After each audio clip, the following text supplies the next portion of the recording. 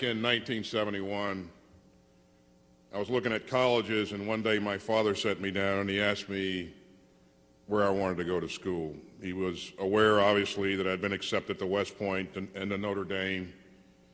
And I looked at him and I said, without hesitation, I said, "Dad, I want to go to Notre Dame." And he sat there for a moment, and then he said, "Sounds good, son. We'll try this conversation again tomorrow." So you know how that conversation went the next day. But as I look back on that decision, and as I stand here today and reflect on the nearly 41 years that I have spent in uniform, I know that the decision to go to the United States Military Academy was one of the most important decisions of my life. It afforded me tremendous opportunities over the years since, and I do believe that it is appropriate that I begin today by thanking my dad, who passed away many years ago. Dad, thanks for always pushing me in the right direction. Chief, General Milley, thanks for those kind words. We are incredibly fortunate to have you as our chief. Thanks to you and Holly Ann for what you have already done and all that you will continue to do in the coming years on behalf of our great Army and on behalf of the men and women in uniform and their families. And they are well represented here today, Chief, as you have pointed out, by the magnificent men and women of the Old Guard and the Army Band, Pershing Zone, and the flag bearers. Let's go ahead and give them another round of applause.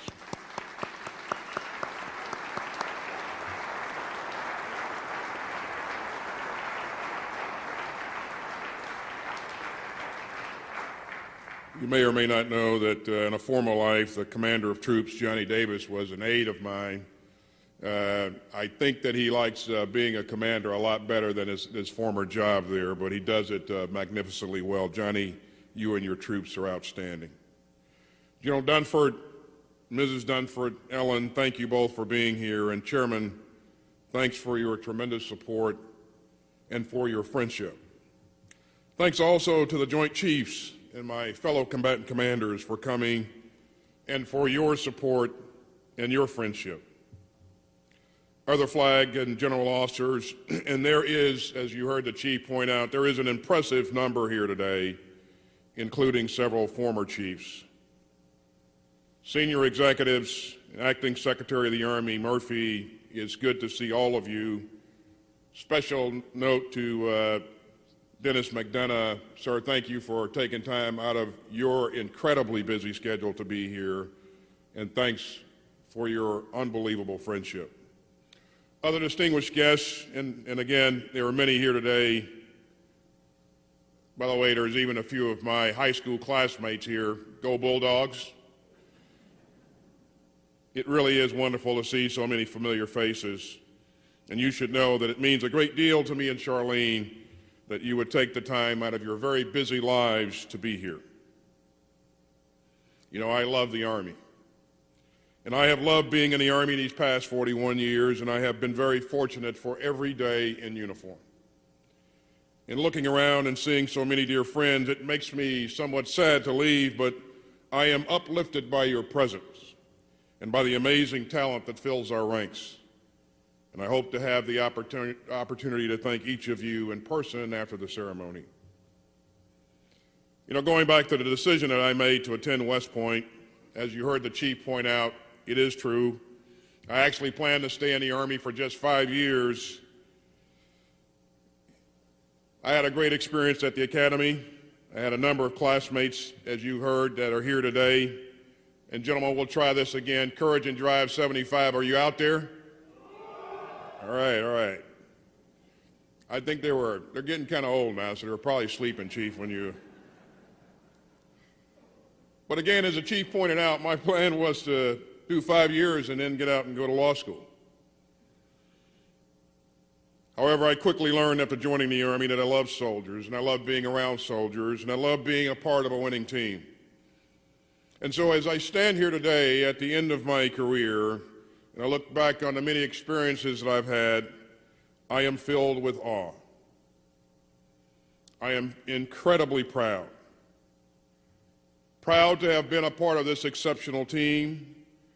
Proud of all that our great men and women in uniform have accomplished over the years, and proud to be a citizen of the finest nation that the world has ever known. You know, to be perfectly honest, I'm tempted to stand up here and tell war stories for a couple of hours, and I know the folks in the crowd would keep me honest because a lot of you were with me, and so they're your stories as well. But I'm tempted to stand up here and tell war stories. I spent 41 years doing what I love, being a soldier, and doing it alongside some truly great people. Johnny, you might want to have the troops shake it out for a minute. You can feel free to do some push-ups if you'd like. As I said that, I looked around, I saw some people shifting around in their seats here, but not to worry. I'm not going to stand up here and tell you war stories all day. I'm going to hold on to most of those stories so that I can tell them at the barbershop, where you'll soon see me hanging out and playing checkers with the other old-timers.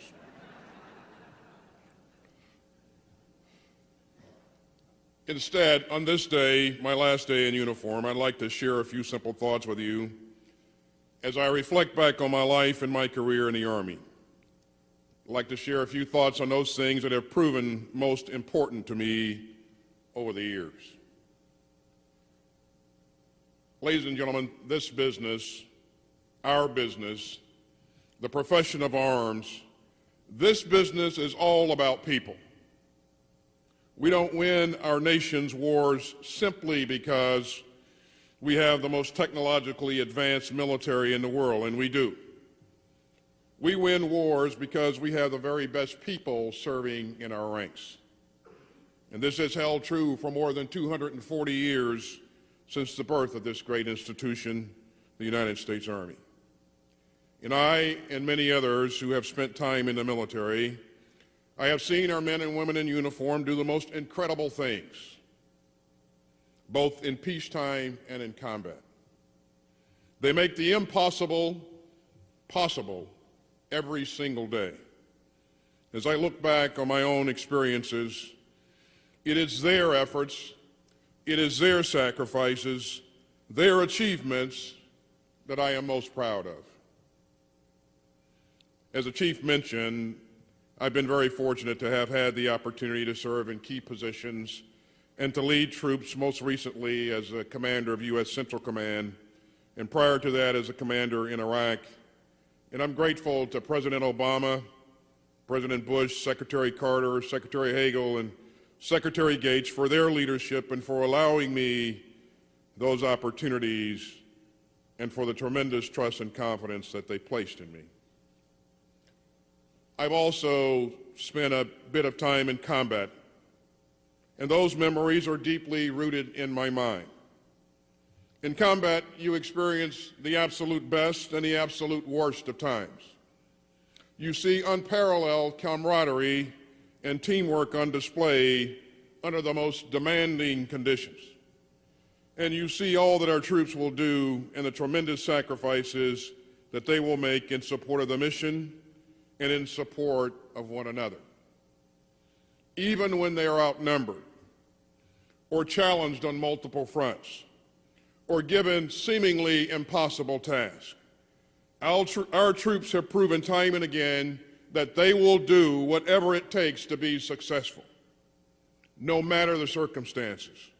They will refuse to fail, and they'll figure out a way to get it done, regardless of the challenges that they are presented with. And we've seen this demonstrated countless times, and certainly over these last 14-plus years of conflict.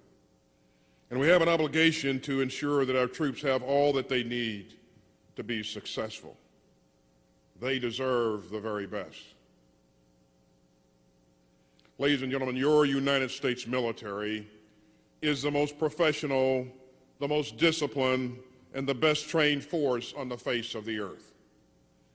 And it is a force that trains for combat, a force that trains to win. And we could not do what we do, nor would ours be the most capable military in the world were it not for the exceptional non-commissioned officers in our ranks. And over the years, I have served alongside some of the very best. My old airborne buddies, Command Sergeant Major Joe Allen and Command Sergeant Major Charlie Thorpe, are here today. And they and many, many other outstanding NCOs, they kept me straight, they kept me focused, they served as my sounding board, and they made sure that our troops were well trained and well cared for.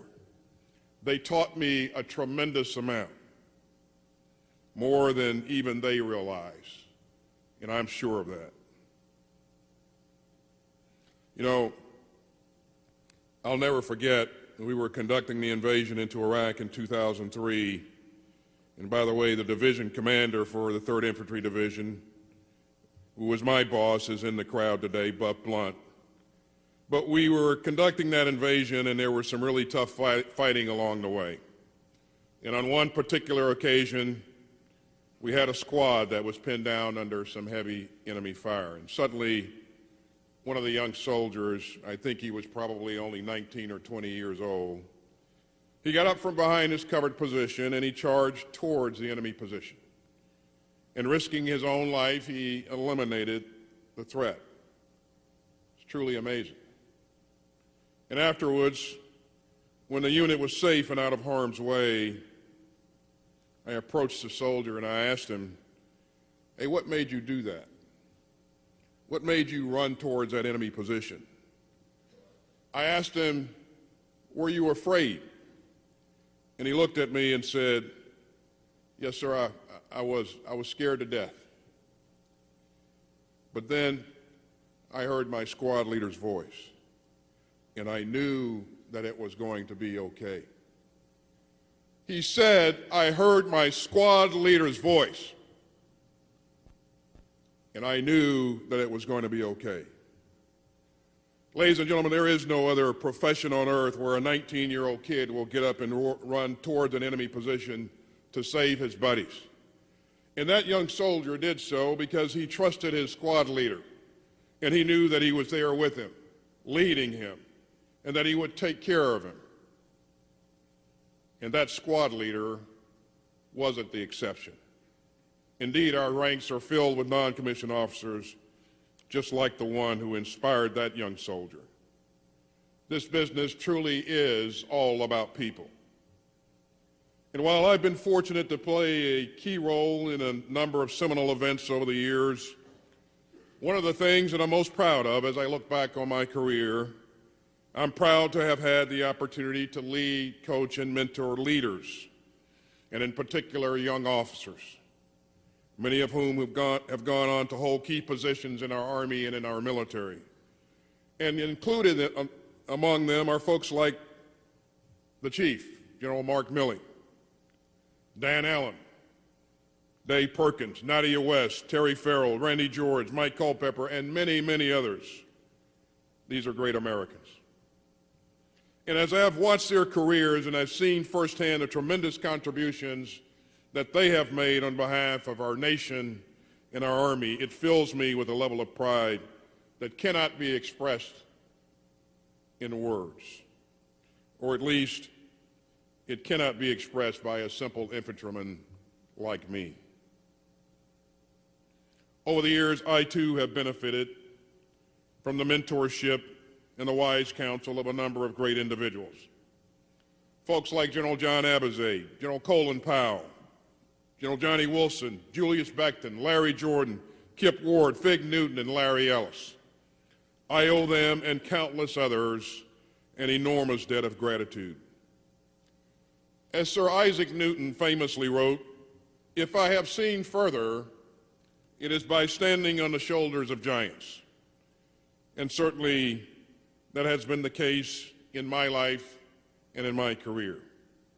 Great leaders that I have looked up to and sought to emulate invested in me and invested in my development as a leader. They were there for me in good times and also in tough times and trying times. And they never sought reward of any kind. They simply wanted to pass on lessons that they had learned.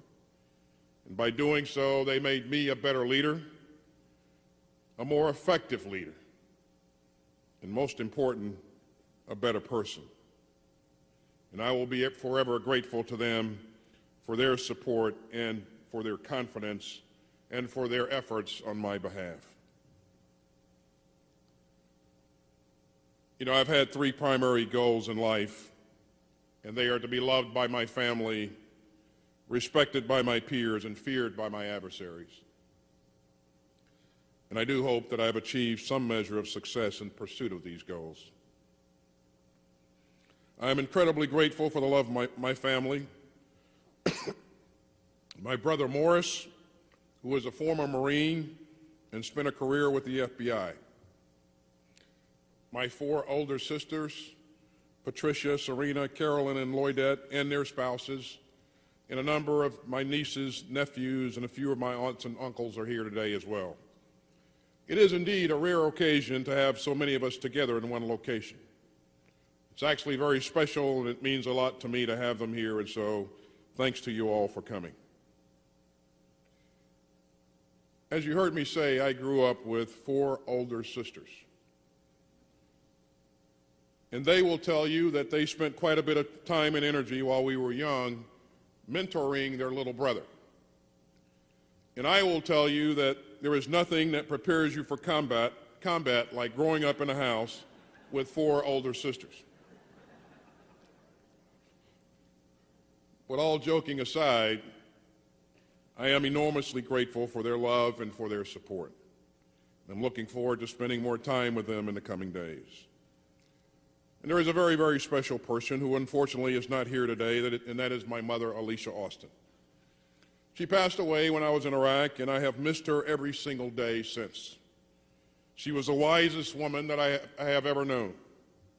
She was strong and compassionate and generous and loving. And for so many years, she was for me a confidant, an advisor, and a dear friend. And I know that if she was here with us, she would be proud of me, proud of all of her children, and proud of this great team assembled here today. And I know that she is smiling down on us now. And I would like to take this opportunity to thank her publicly for all that she did for me and for our family. Mom, I love you, and we miss you. You know, many years ago, I met a young lady with a twinkle in her eye and a beautiful smile and an infectious laugh. And from the moment I met her, she changed my life forever. As a commander, you make a lot of important decisions. That's part of the job. As I look back on the many decisions that I've made over the years, without doubt, the best decision that I ever made was the decision to marry my bride, Charlene. And over the years, she has been my best friend, my closest advisor, my staunchest advocate, and I do believe my own good luck charm. She reminded me a number of times in recent weeks that I've been gone a whole lot, and in particular, over the past 13 plus years with 3 deployments to Iraq and 1 to Afghanistan. I was also gone quite a bit when I was commanding U.S. Central Command as well. And throughout all of it, she has supported me and supported our troops and our military families. You know, I recall calling Charlene up when I was in Iraq. I used to call her about once a week. And I would ask her, how are things going back there and how are the families doing? And she would say, don't worry about us, Lloyd. We're fine and we're going to stay fine. All of you need to stay focused on what you're doing over there, and you need to stay focused on staying well and staying safe. We will take care of the families. And she and the other spouses did just that. They supported one another and they looked out for one another. And that enabled all of us who were deployed to focus our energy and our attention on our mission. And Char, I want to thank you for that, and I want to thank you for being my rock. You have made tremendous sacrifices over the years that we've been married. At the same time, you have contributed immensely in support of our troops and our military families. And so this ceremony is as much about you as it is about me. And I want you to know how truly grateful that I am for your love and for your support. I'm looking forward to the many great adventures that lie ahead of us, and I love you with all of my heart.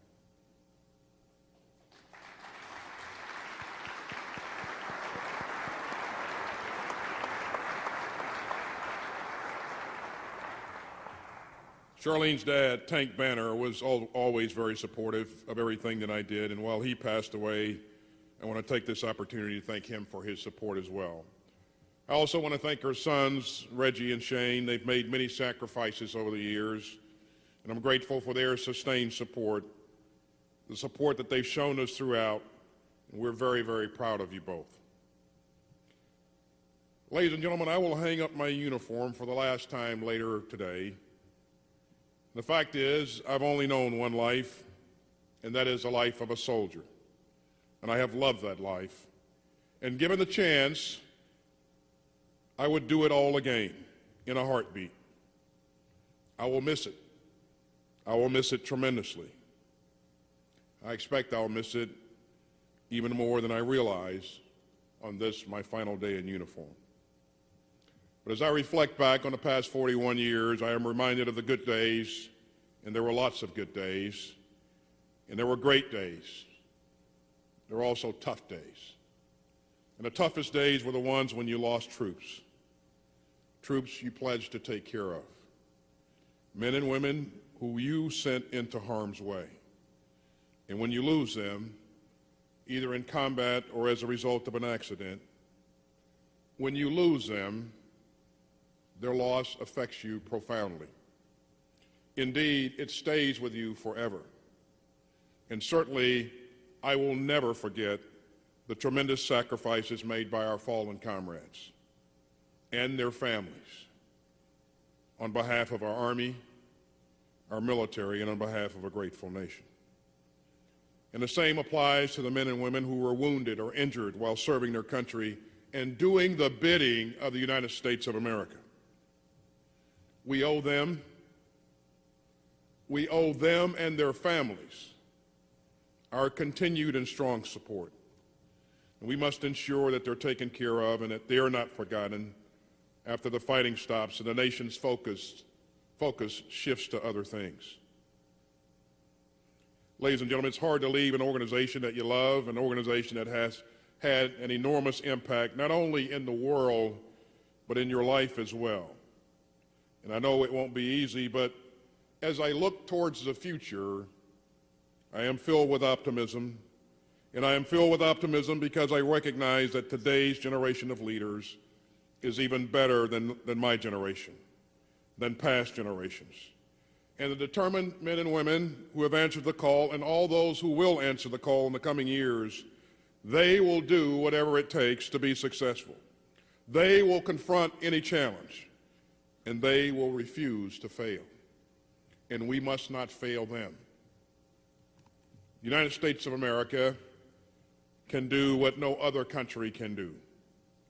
We reassure and we enable our partners and allies. We deter, and when necessary, we soundly defeat our adversaries. Our presence has a proven and stabilizing effect, and the world depends upon us and looks to us for leadership.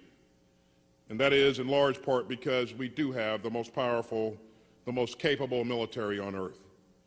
And going forward, we must ensure that we continue to invest in this critical capability despite the many competing priorities. We must never lose sight of the fact that, as President Ronald Reagan once said, freedom is never more than one generation away from extinction. We didn't pass it to our children in their bloodstream. It must be fought for and protected and handed on for them to do the same. Or one day, we will spend our sunset years telling our children and our children's children what it was once like in the United States where men were free. End of quote. Ladies and gentlemen, it is a worthy investment. It is a necessary investment. I'll close with one of my fondest memories. On the night before we led the 3rd Infantry Division through the Karbala Gap in southern Iraq in the spring of 2003, there was some really heavy fighting, and I'm sure that Buff Blunt and Dan Allen will remember this. I think Dan was busy capturing the city of Karbala that night. Nonetheless, that night there was some heavy fighting, and we had a fairly significant artillery duel as we exchanged gunfire with elements of the Republican Guard. And the fight went on for most of the night. It was tremendous. The movement through the Karbala Gap was to be one of the most difficult maneuvers of the Iraq invasion. You see, we had to get an entire heavy division through an area that was only about 2 kilometers wide. And again, the intensity of the fighting throughout the night was extraordinary, to say the least. And then dawn broke. And as we were about to head out, a Bradley fighting vehicle rode by our position. It was silhouetted by the rising sun, and on its antenna was an American flag, somewhat tattered and torn and soiled with the dust and the sand of the desert. And it was flapping in the wind. And I will never forget that image at that moment in time. It gave all of us who saw it a shot of pride and inspiration. And when I think back on that early morning, and I often do, I think about that tattered American flag whipping in the wind. And I am reminded of the courage and of the determination and of the patriotism of our soldiers, sailors, airmen, Marines, and civilians, and all those who have served this great nation since its birth more than 2 centuries ago. And since that day, I have never looked at the American flag the same way. Even now, as I look out at Old Glory, I am filled with a rush of emotion, because when these colors show up anywhere in the world, when these colors show up, things change, and they change for the better. There isn't a country in the world, there isn't a military in the world that can do what your United States military, the most powerful, the most capable military, can do. And it has been an honor and a privilege to serve in this grand army of ours, this great military of ours, and to serve my country. Indeed, it has been the greatest honor and privilege of my life. Once again, thank you all for being here, and thank you for honoring my family by your presence. May God bless you. May He bless and keep safe all those currently serving in harm's way. And may God continue to bless the United States of America, the greatest country in the world. Thank you very much, ladies and gentlemen.